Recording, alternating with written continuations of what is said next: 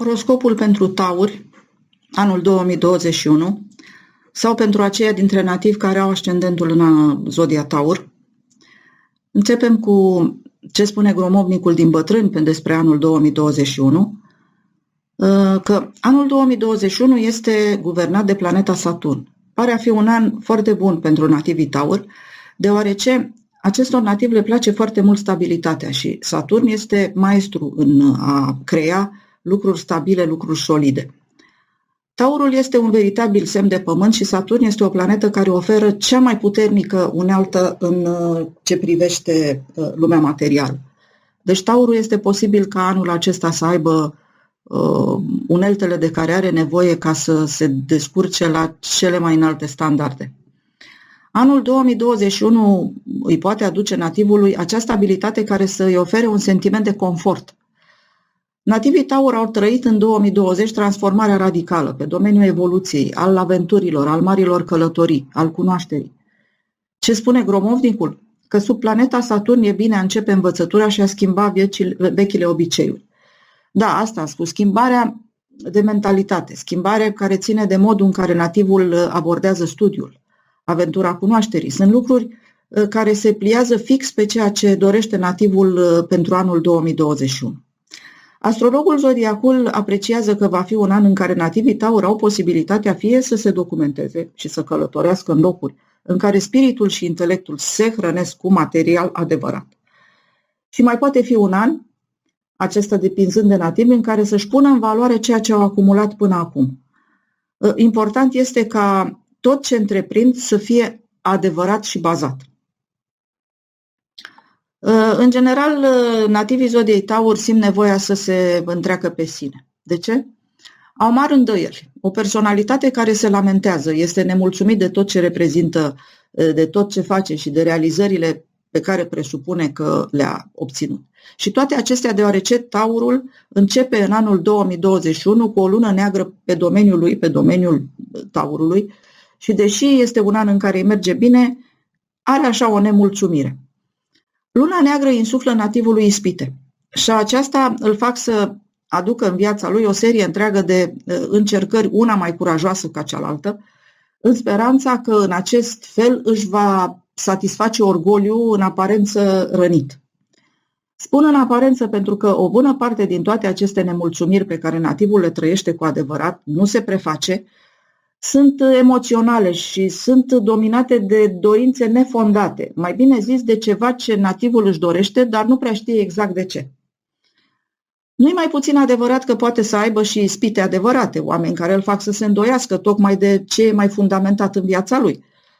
Dar asumarea responsabilităților și mai ales onorarea acestora îi asigură nativului Taur un fel de reper atunci când nu știe să deosebească șansa de ispită. Ce am făcut? De cât timp? Unde? Dar la jumătatea lui iulie, luna neagră intră în Gemeni și nativii Taur se mai relaxează. Vestea bună este că luna neagră nu este foarte puternică în influențele negative, în semnele de pământ. Taurul fiind un semn de pământ, ține puțin în frâu ispitele lunii negre. Cea mai mare ispită însă pentru romanticul Taur este aceea de a-și folosi farmecele personale în scopul de a manipula. Deci nu e bine să fie foarte atent la chestia asta. Marea conjuncție. Jupiter și Saturn se întâlnesc în 21 decembrie 2020. Influențele cele mai mari ale acestei întâlniri, care are loc la circa 20 de ani odată, se vor simți mai puternic în anul 2021. Pentru nativii Taur începe o nouă etapă profesională. Nativul Taur capătă un nou statut social, nativul capătă noi responsabilități. Începe ceva și anul 2021 este o perioadă în care nativul își pregătește toate elementele care să-l susțină profesional pentru următorii circa 20 de ani. Poate fi un pic incomod, pentru că taurii sunt nativi statornici și schimbările nu prea le fac bine. Dar Saturn le promite o perioadă de stabilitate profesională și atunci nativii consideră că merită efortul. Profesia și cariera. În anul 2020, nativii zodiei Taur s-au ocupat în mod special de instruire. Dar nu orice fel de instruire. Nativii Taur au urmat cursuri care nu neapărat le-au asigurat un statut superior la locul de muncă, ci cursuri a căror învățătură o doresc cu convingere și cu convingerea că aceasta le mărește semnificativ puterea de înțelegere. și o putere de înțelegere superioară are cu certitudine aplicabilitate în vari domenii ale vieții, dacă nu în toate. Nativii sunt altfel decât erau acum un an pe vremea aceasta. Horoscopul anului 2021 începe cu cei doi puternici, Jupiter și Saturn, pe domeniul profesiei. Proaspăt intrați în acest domeniu, cei doi mari încă sunt mână în mână, la diferență de doar un grad, și indică nativului că în anul 2021 este unul de afirmare profesională, de stabilizare a unei poziții sociale, a unui statut social. Nativii să nu uite, în acest caz, de responsabilități și de punctualitate, să țină seama atunci când se angajează față de cineva, decât și de ce pot face cu adevărat în anul 2021. Pentru că pentru nativii Taur este esențial să-și respecte obligațiile și orarul și mai ales să-și respecte propriile lor strategii, propriile lor țeluri. Este drept că au un Uranus pe domeniul lor și restricționările nu prea sunt pentru acești nativi în această perioadă. Tocmai de aceea este important să-și evalueze bine posibilitățile și să-și impună anumite reguli totuși. Atrag atenția că acele angajamente asumate trebuie să fie unele care să le permită nativilor niște grade de libertate ca să-l satisfacă și pe Uranus, care se află în zodia lor, și să le permită exprimarea, inventivitatea, să le permită să aducă ceva nou la fiecare moment la îndeplinirii acestor strategii, să lase loc de mai mult, de mai bine întotdeauna. Nativii fac deci un pas înainte de la învățare la aplicare și au nevoie de condiții speciale deoarece au multe de oferit. În luna februarie, nativii Taur trebuie să se miște și să vorbească. Au de adunat informații, de schimbat date, de transmis mesaje sau de făcut mici deplasări. Dar din luna februarie, atenția nativilor se orientează cu un interes exagerat către viața profesională. Nativii devin preocupați în exclusivitate de profesie.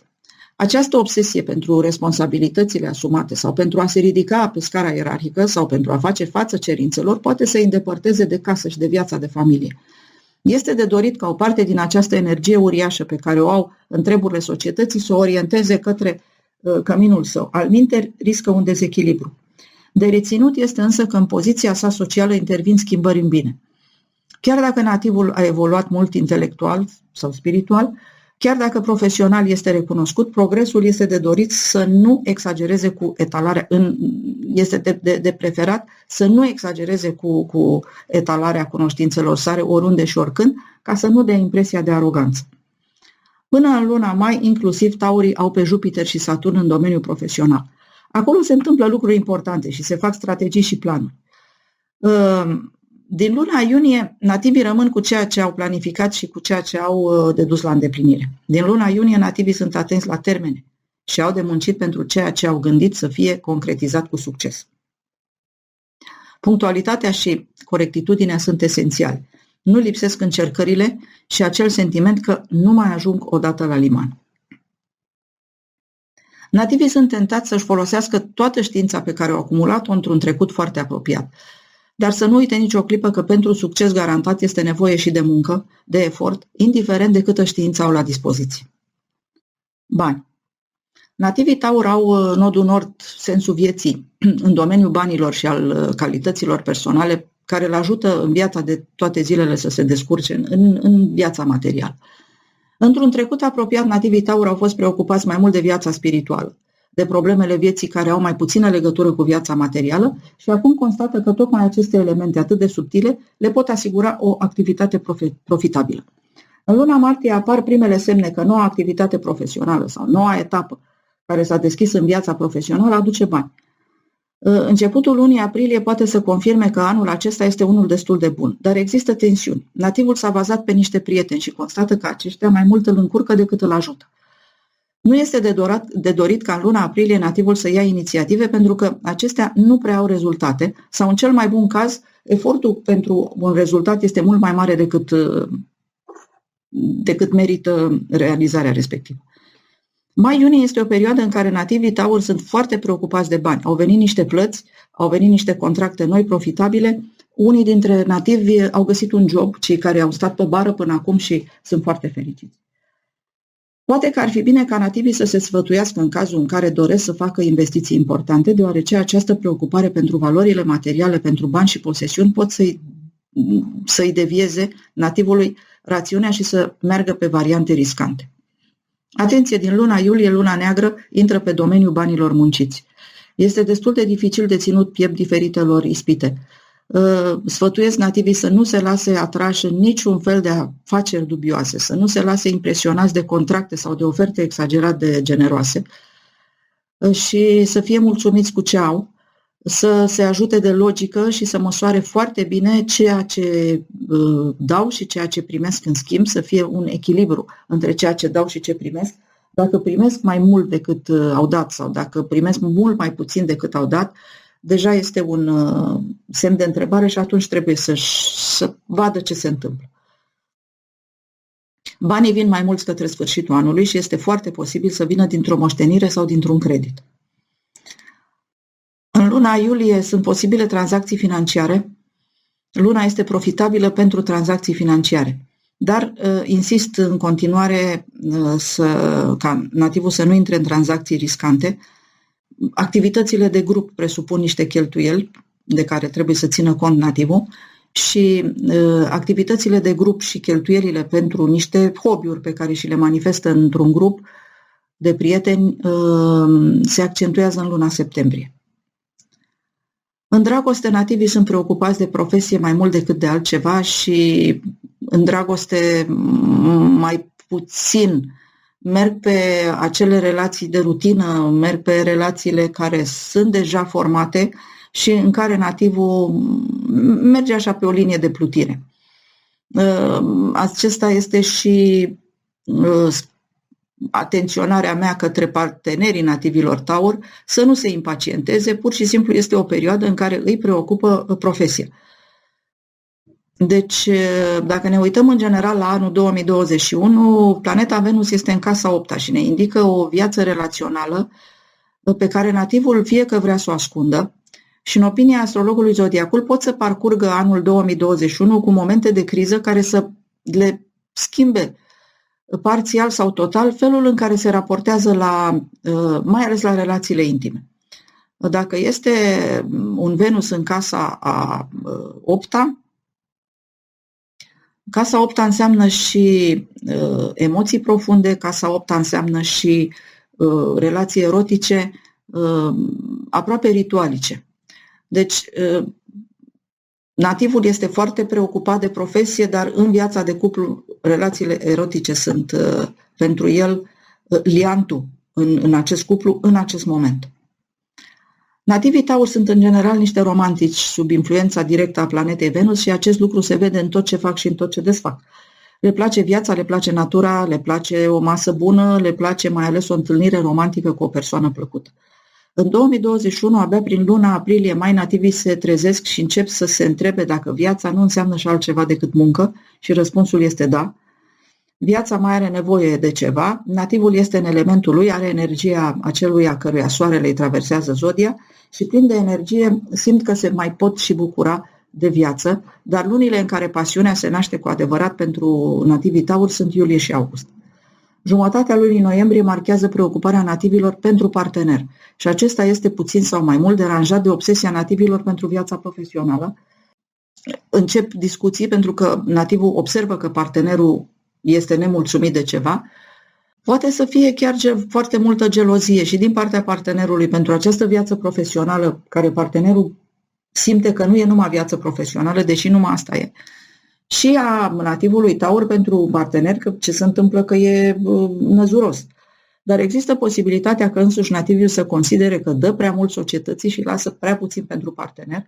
Și aceasta poate constitui un inconvenient important și odată conștientizată această chestiune, e posibil ca nativul să se întoarcă către partener și să își dozeze în așa fel forțele încât să fie și la muncă foarte eficient, dar să aibă și o viață personală fericită. În luna decembrie nativii sunt acasă cu persoana iubită, așteaptă sărbătorile și își încarcă unul altuia bateriile pentru un nou an de probleme de muncă și de iubire. Din punct de vedere al sănătății, nativii zodiei Taur sunt în general persoane cu un organism sănătos, Ei rezistă foarte mult la dureri și anumite simptome e posibil să le lase aproape să treacă neobservate și ăsta este cel mai mare pericol pentru taur, să ducă ceva pe picioare până când e prea târziu. Anul 2021 poate să fie pentru nativii taur unul destul de agitat din punct de vedere al sănătății. Predispoziții la accidente sau la tot felul de intervenții le au în acest an, dar intervenții pot să însemne și vizite la medicul dentist, deci nu trebuie să vă speriați de această intervenție, poate să însemne și o injecție. Nativii trebuie să știe, pe de altă parte, că astrologia medicală dă informații cu privire la predispoziții, la modalitatea în care un nativ poate să evite recidivele sau la grăbirea vindecărilor, dar în cazul unor simptome clare și mai ales dacă persistă, prezentarea la medic este obligatorie, iar predispozițiile din horoscop pot să nu se întâmple dacă nativul ocolește printr-o atitudine corectă acele predispoziții. Atenție la probleme legate de gât și de zona cervicală în lunile ianuarie și februarie. Deci o comunicare bună și o armonie în tot ce faceți ca să nu stea gâtul încordat. Aveți de realizat ceva, aveți de făcut un pas înainte, un pas în evoluția intelectuală sau spirituală și în acest caz faceți un efort, puteți avea probleme legate de inimă în perioada aprilie-mai, pentru că evoluția este obligatorie și dacă bateți pasul pe loc, sunteți în situația de a acumula niște energie care se duce direct la inimă. Septembrie-octombrie sunt lunile în care